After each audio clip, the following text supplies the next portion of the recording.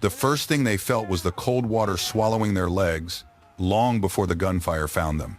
Dawn hadn't fully broken over Omaha Beach, yet the air was already thick with smoke, the kind that clung to skin and turned every breath into a reminder that death was close. Waves pushed bodies back and forth, like broken reminders of a plan that had failed before it truly began. And somewhere in that rising haze, a 51-year-old Brigadier General stepped off a landing craft and walked straight into the killing zone. He could see what his men could not.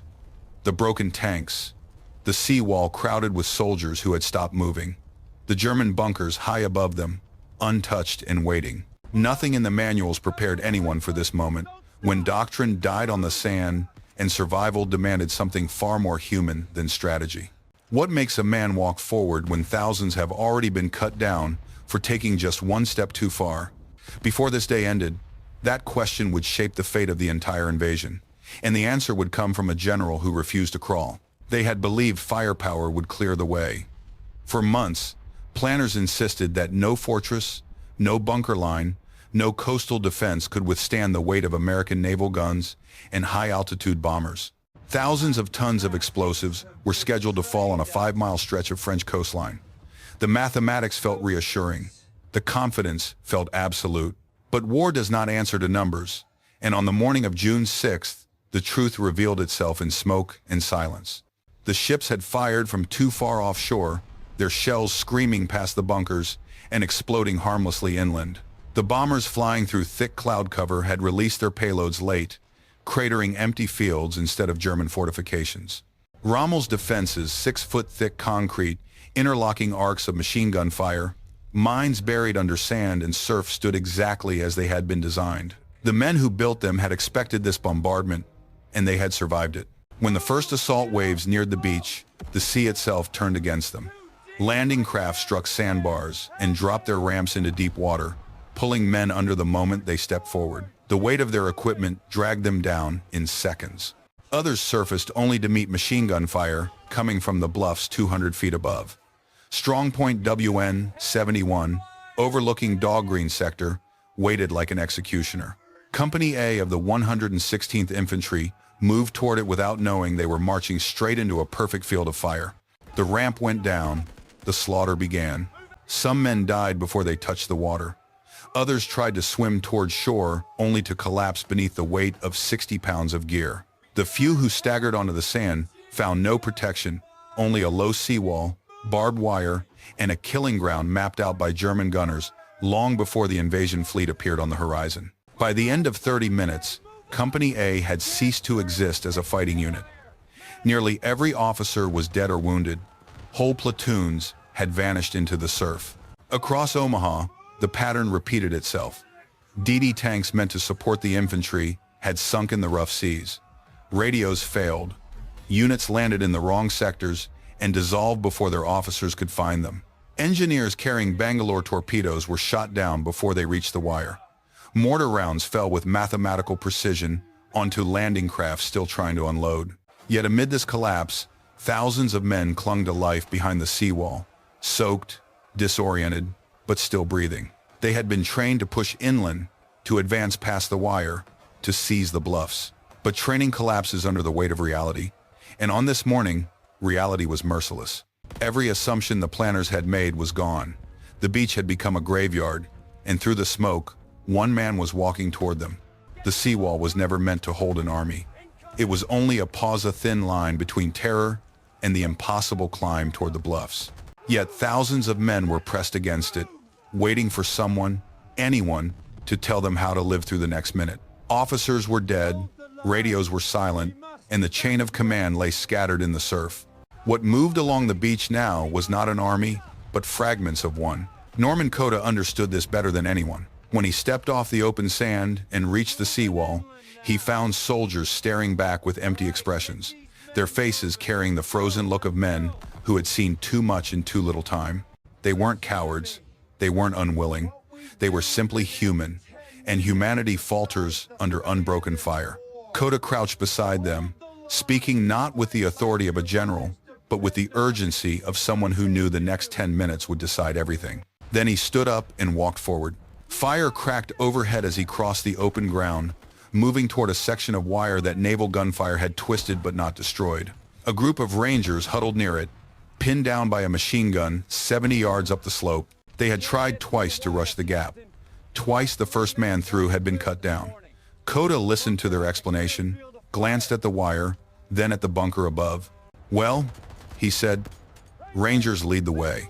He did not wait for a reply. He walked straight through the gap.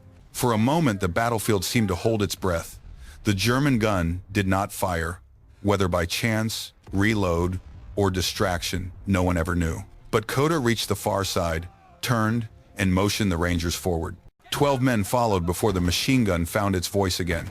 Shots snapped through the grass, but the momentum had shifted. Cota crawled up the slope, directing suppressive fire, while 2 Rangers worked their way to the flank. A pair of grenades ended the bunker's defiance. It was the first German strongpoint on Omaha Beach to fall. Word spread faster than any order could. Somewhere down the line, men heard the rumor a general had broken through at Vierville. And with that, something changed inside them. Small groups rose from behind the shingle, moving not as organized companies, but as determined fragments of what remained. Sergeants grabbed whoever was nearby. Lieutenants shouted directions to men they'd never seen before. Engineers dragged Bangalore torpedoes up the sand, while riflemen covered them, detonating paths through the wire in 4-meter bursts. None of it matched the plan. All of it worked. The Germans had built their defenses to stop a regiment moving in formation. They were not prepared for squads slipping through grass, crawling up defilades, or throwing grenades into rear-firing slits. What had begun as chaos was transforming into infiltration. And high above the beach, in bunker after bunker, defenders who had dominated the dawn suddenly found themselves fighting enemies they could no longer see. By mid-morning, the German line was no longer a line at all.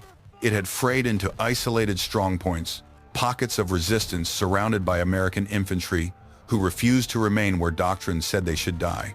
The defenders had trained for a structured assault, for a grand push supported by armor and wave after wave of organized units. What they faced instead were small, relentless groups slipping through every fold of terrain, appearing where no attacker should have been. For the Germans, the first sign of collapse was silenced machine guns that once dominated an entire sector, now reduced to rationing ammunition.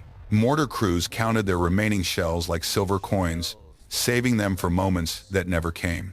Artillery observers, cut off from headquarters, reported that supply lines had vanished under craters and smoke. The naval bombardment had not destroyed the bunkers, but it had shattered the roads behind them. Reinforcements could not move. The panzers, the very force Rommel believed would crush the invasion, remained trapped inland by Allied aircraft prowling the skies. Meanwhile, on the slopes rising above the beach, American infantry advanced meter by meter. 4-meter gaps in the wire became 12. A trench taken here opened the way for another assault, 50 yards farther. The beach was no longer a killing ground. It was a funnel guiding men upward. And every small victory, every captured machine gun, widened that funnel a little more. But the cost was staggering. The 1st Infantry Division lost over 1,000 men in a single day. The 29th suffered hundreds more. Rangers were reduced to thin, exhausted lines. Engineers paid with their lives for every Bangalore torpedo placed under fire. In some companies, ranks thinned so quickly that sergeants were commanding platoons and privates were leading fire teams. No official tally could capture the human weight of those hours. And yet, some stories endured. A medical company hit by artillery before they even reached the beach. 20 men jumping into the waves, most never resurfacing. Captain Emerald Rolston reaching shore with only 12 survivors out of 90. Medics working with bare hands, scavenging morphine from the dead, turning scraps of cloth into life-saving bandages. On Fox Green Sector, Staff Sergeant Arnold Lambert worked for 14 straight hours behind a concrete block barely 3 feet high, treating more than 300 casualties under constant fire. He survived the war, lived to be 100, and spoke of D-Day the way many veterans did, with humility that felt heavier than any boast. "I just did my job," he said. "That was all. But history knows better." By early afternoon, 3 of the 5 main beach exits were in American hands. German commanders begged for permission to withdraw to secondary positions, but orders from above denied them any ground. They held until they could hold no longer, and then they died where they stood. Those who surrendered did so because their rifles were empty, their belts carried no more ammunition, and the tide of men climbing the bluffs would not stop. Omaha Beach had been the edge of catastrophe. Now it was the beginning of a foothold. From a distance, the bluffs above Omaha looked like just another stretch of the Norman coast. But to Allied planners, they were a gateway, and without that gateway, the liberation of Europe risked collapsing before it had even begun. What happened on those few hundred yards of sand in the early hours of June 6th would ripple across oceans, governments, and alliances. Strategically, Omaha was the anchor. To the east, British and Canadian forces at Gold, Juno, and Sword had pushed inland with moderate casualties. To the west, Utah Beach had succeeded through a fortunate mislanding. But without Omaha linking them, the Allied line would fracture into isolated pockets. A 30-mile gap in the front would give German reserves a clear opportunity to strike each beachhead in turn, defeating them piecemeal. A single failure could have undone the entire invasion, and the world knew it. American commanders watching from offshore saw no movement on Omaha for nearly 3 hours. At one point, some considered pulling units back into the channel. Had that order been given, and had Cota not broken through when he did, the consequences would have reached far beyond the Norman shore. The Allies needed a deep water port, and Omaha was the only beach where one could be seized quickly. Without it, reinforcements and supplies would choke offshore, while German forces regrouped on land. In Moscow, Stalin was already suspicious that the Western Allies were slow to open a second front. Another failed invasion after Dieppe, after years of delay, could have fractured the alliance at the moment it was most fragile. Some historians argue that a disaster at Omaha might have pushed the Soviet Union to test a separate peace with Germany, reshaping the map of Europe before the endgame had fully begun. But that did not happen. Instead, the world watched as American soldiers disorganized, bloodied, leaderless, rose from the seawall, and climbed the bluffs one trench at a time. They did what doctrine could not. They did what strategy had failed to plan for.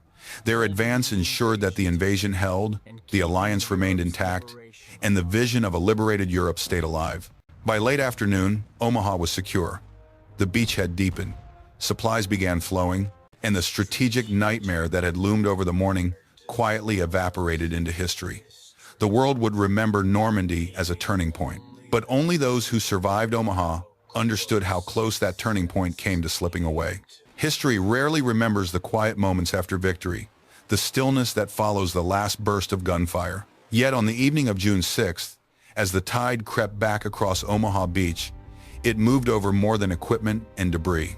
It moved over the cost of a foothold, over the men who had broken an impossible line, over the decisions made in seconds that shaped the future of a continent. Norman Cota never asked to be the symbol of that day. His medals did not mention the moment he walked through machine gun fire, nor the hours he spent pulling soldiers to their feet when everything around them said to stay down. His tombstone at West Point carries only the basics: his name, his rank, his dates of service. Nothing about Omaha, nothing about how thousands followed him simply because he showed them how. But legacy is not carved in stone. It is carried in memory by the divisions that trace their lineage through Normandy, by the families who walk the rows of white graves on a windy bluff above the channel, and by every soldier who understands that leadership is not about rank, but about stepping forward when forward feels impossible. Omaha Beach reminds us that plans can fail, firepower can miss, and entire operations can hang on the courage of individuals whose names the world may never learn. It reminds us that history turns not only on generals and governments, but on sergeants, medics, engineers, and the men who believed that taking one more step might matter. And it did. As you reflect on this story, consider the question the soldiers of Omaha answered with their lives. What does it truly mean to advance when standing still feels safe? Their answers shape the world we live in. If this story moved you, we invite you to stay with us as we explore more of the moments known and forgotten that defined the Second World War. Subscribe to join a community dedicated to remembering them. And if you feel compelled, share your thoughts below. What do you believe is the lasting lesson of Omaha Beach? We read every comment. Thank you for keeping these stories alive.